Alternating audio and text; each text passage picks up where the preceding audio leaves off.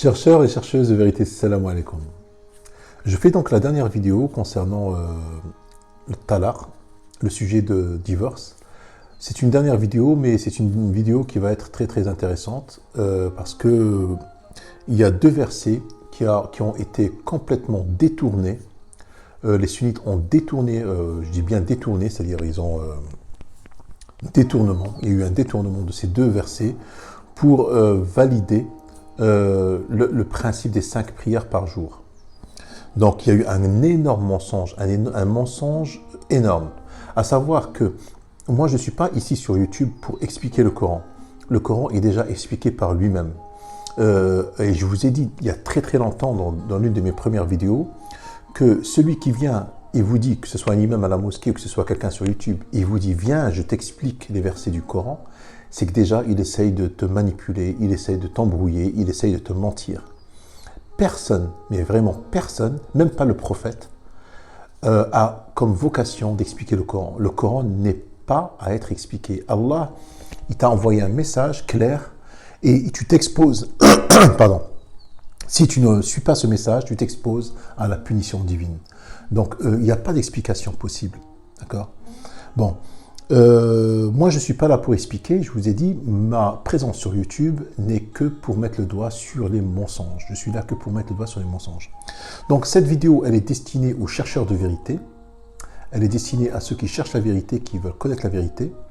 Et je vais faire après, c'est la dernière vidéo du divorce, et après je vais mettre une vidéo, on va dire annexe, une vidéo bonus, qui sera destinée justement aux sunnites. C'est à vous, aux sunnites, de répondre dans la vidéo qui va venir, je vais poster les deux, hein, dans la vidéo qui va venir, à vous de répondre, parce que c'est lié à ce que je vais dire maintenant. D'abord, vous répondez à la vidéo que je vais mettre précédemment, et après, vous commentez ce que je viens de dire maintenant par rapport au Salat al-Wusta. On y va.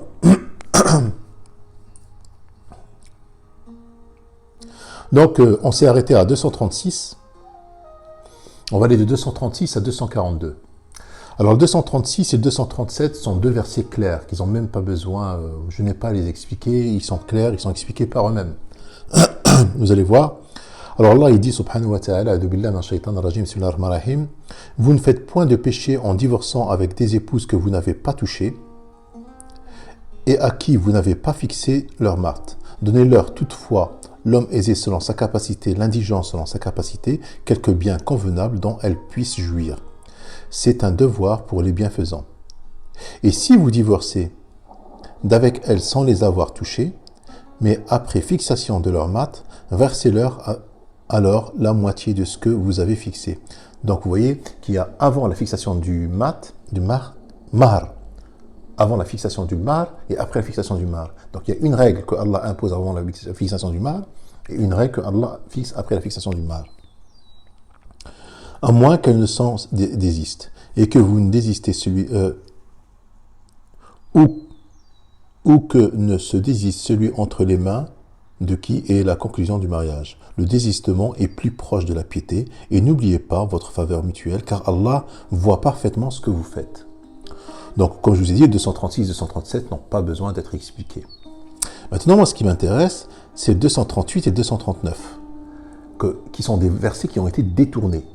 Détournés, je dis bien détournés, des versets qui ont été détournés. Parce que ces deux versets-là, quand j'ai fait une vidéo, que font ces deux versets-là au milieu du sujet du divorce? Allah parle du divorce, jusqu'au 242, il parle du divorce. Alors comment se fait-il que le Dieu, le Seigneur de l'univers, parle d'un sujet important, qu'il s'agit du divorce? Ce sont des gens, il y a des pleurs, il y a un déchirement, il y a une explosion de la famille, un déchirement de la famille, une explosion de la famille, quelque chose de très grave qui se passe dans une famille. Le père et la mère, les enfants, tout le monde souffre en fait. Et puis tout à coup, ce Dieu, le créateur de l'univers, il ne s'intéresse pas aux problèmes des gens. Ce qui l'intéresse lui, c'est la salat. C'est que tu te prosternes devant lui. C'est tout ce qui l'intéresse. C'est-à-dire que les déchirements, les souffrances des gens, leurs problèmes, ça ne l'intéresse pas. Ce qui l'intéresse, c'est que toi tu te prosternes devant lui, c'est que tu fasses ta salat.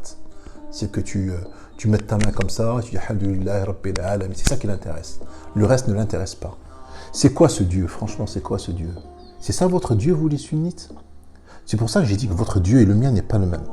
Celui que vous imaginez, celui que moi j'imagine n'est pas le même. Vous, votre Dieu, il est égoïste. Il pense que à ce que tu te prosternes devant lui. Il s'en fout de tes problèmes. Moi, mon Dieu à moi, c'est un Dieu qui veut mon bien. C'est un Dieu qui m'a créé et qui m'a donné la guidance. Et qui m'explique comment, il me donne des règles pour que je vive bien, que je vive mieux. C'est ça mon Dieu à moi. Ilahi ana. Ilahi ana, il n'a rien à foutre, il n'a rien à faire de ma salat. Ma salat, pour lui, c'est une prescription pour moi afin que je devienne pieux, afin que je devienne quelqu'un de droit. La prière, il me l'a prescrit pour que je devienne droit. Donc mon Dieu et ton Dieu n'est pas le même. Alors mon Dieu, qu'est-ce qu'il dit? Le 238 et 239, Hafidu ala salawati wa salati al-wusta wa qumu lillahi qanitin. Donc il parle toujours du divorce. Dans ce verset-là, il parle toujours du divorce. C'est-à-dire, en définitif, si on traduit, préserver les liens divers qui sont issus de votre ancien mariage, donc de ce divorce, les liens, et surtout le lien le plus important, c'est-à-dire les enfants. C'est-à-dire qu'il te demande de ne pas abandonner le lien avec tes enfants.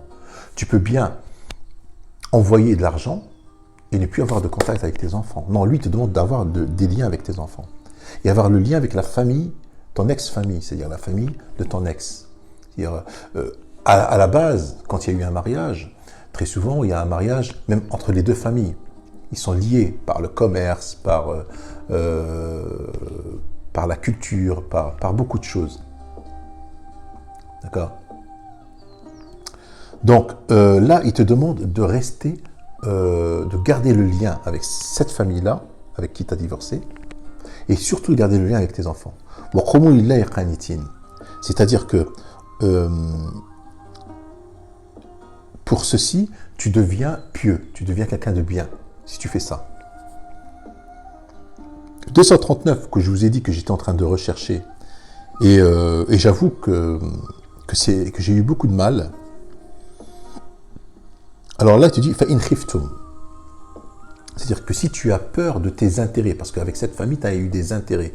Par exemple, la mère avec qui tu as divorcé, cette mère, elle a laissé des enfants derrière elle. Tu as des enfants avec elle, et c'est elle qui a sa garde. Donc, toi, tu as peur pour tes enfants. D'accord? Tu as peur pour tes enfants parce qu'elle les a gardés. Fa'in khiftum, parce qu'il ne s'agit ni de guerre, ni de quoi que ce soit ici. Avoir peur de quoi? Fa'in khiftum, avoir peur de quoi? Il ne parle pas de guerre, là, il parle du divorce. Tu ne peux pas avoir peur d'un ennemi, ou de quoi, comme dans un autre verset. Quand il dit si tu as peur, Allah il te demande de raccourcir la salat. Tandis que là, il te demande, si vous avez peur de quoi?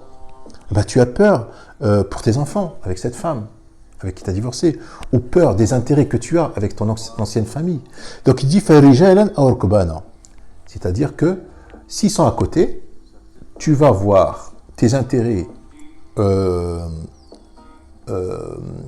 à pied, ou s'ils sont loin, tu vas voir tes intérêts en étant véhiculés, quoi. Rukbana, c'est-à-dire sur un cheval, ou sur un avion, dans un avion, ou ainsi de suite. Fa'ila amintum, c'est-à-dire une fois que tu es rassuré que tes enfants vont bien, qu'est-ce qu'il te dit Allah? Fadhkurullah kama allamakum ma lam takunu ta'lamun. C'est-à-dire, souviens-toi des bienfaits de ton Seigneur qui t'a appris ce que tu ne savais pas. C'est-à-dire qu'en gros, tu remercies Dieu. Donc, avant d'aller plus loin, déjà, je vais prêter un serment et je te demande à toi, le sunnite, d'en faire autant. Si vraiment, tu tiens vraiment à ta religion, tu dois faire autant. Moi, je dis aujourd'hui, je jure au nom d'Allah, le tout miséricordieux, le très miséricordieux, que ces deux versets-là, le 238 et 239, ont un rapport direct avec le divorce. Et n'ont aucun rapport, mais vraiment aucun rapport avec la prière physique. Et si j'ai menti, que la malédiction d'Allah s'abatte sur moi. Alors toi, tu dois dire, le sunnite, je jure au nom d'Allah, le tout miséricordieux, le très miséricordieux, que ces deux versets-là parlent de la salat physique, et qu'en aucun moment, ces deux versets-là parlent du divorce. Et à la fin, tu dois dire, si j'ai menti, que la malédiction d'Allah s'abatte sur moi. C'est un engagement. Écoute, parce que là, il s'agit quand même d'un grand enjeu, de l'enfer et le paradis. D'accord? Alors, si vraiment tu tiens vraiment à ta religion, si tu es sûr de ce que tu dis, si tu ne doutes pas, eh ben, porte un serment. Tu portes un serment par une vidéo ou même par une simple écriture. De toute façon, Allah est témoin entre nous. Il y a aussi d'autres témoins, les gens qui nous regardent, qui sont témoins entre nous. Parce que attention, hein, porter un serment comme ça, ce n'est pas quelque chose qu'il faut prendre à la légère. Tu sais ce que ça veut dire la malédiction? J'ai déjà fait une verset là-dessus et j'ai déjà fait une vidéo là-dessus. La malédiction, ce n'est pas tu traverses la route, tu te fais écraser par une voiture. C'est pas ça la malédiction. La malédiction, c'est que même si tu veux te repentir, le repentir est impossible. Par exemple, la malédiction s'est abattue sur Iblis. Iblis. Allah l'a maudit. D'accord? C'est-à-dire que Iblis, même s'il veut se repentir, le repentir est impossible. D'ailleurs, Iblis est très intelligent. Il a compris que même en se repentant, Allah ne lui pardonnera pas. Donc, il fait du mal jusqu'au jour du jugement dernier. Donc, nous allons poursuivre.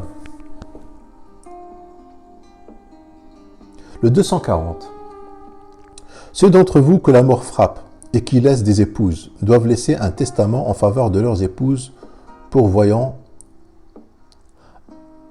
à 1 an d'entretien sans les expulser de chez elles. Si ce sont elles qui partent, alors on ne vous reprochera pas ce qu'elles font de convenable pour elles-mêmes. Allah est puissant et sage. Les divorcés ont droit à la jouissance d'une allocation convenable. Un devoir pour les pieux. Donc le 241, il s'agit bien d'une pension compensatoire. Et Allah te laisse le libre choix de décider selon ta société dans laquelle tu évolues, selon l'époque aussi. Donc il te laisse le libre choix. Donc tout à l'heure, dans le début des versets, c'était l'allocation, l'allaitement, c'est l'allocation alimentaire. L'allocation alimentaire due à l'enfant. Et là, le 241, il s'agit de allocation compensatoire. Parce que même si tu n'as pas d'enfant avec elle, tu dois la compenser. Et le 242, là où Allah clôture le sujet du divorce, après il parle d'un autre sujet, c'est ainsi qu'Allah vous explique ces versets afin que vous raisonniez. كَذَلِكَ يُبَيِّنُ اللَّهُ لَكُمْ آيَاتِهِ لَعَلَّكُمْ تَعْقِلُونَ. D'accord? Donc, le sujet du divorce est clôturé au 242. Après, plus loin, il parle d'autre chose, c'est-à-dire quand la femme devient plus... bon, c'est autre chose. Mais là, il t'explique les règles du divorce. Et le 238 et 239 ne parlent nullement de 238-239 ne parlent nullement de salat. Il te parle de liens que tu dois avoir avec tes enfants, avec... Bon, maintenant, la certitude absolue que ce que je dis est vrai. Je ne dis pas que j'ai la certitude absolue. Je ne dis pas que je suis sûr à 100% sur les deux versets-là, à 100% de ce que je dis. Mais je suis sûr à 100% qu'il ne s'agit pas de salat physique. Et à 100% que ça a un lien avec le divorce. Est-ce que vous voyez ce que je veux dire? Salam alaikum.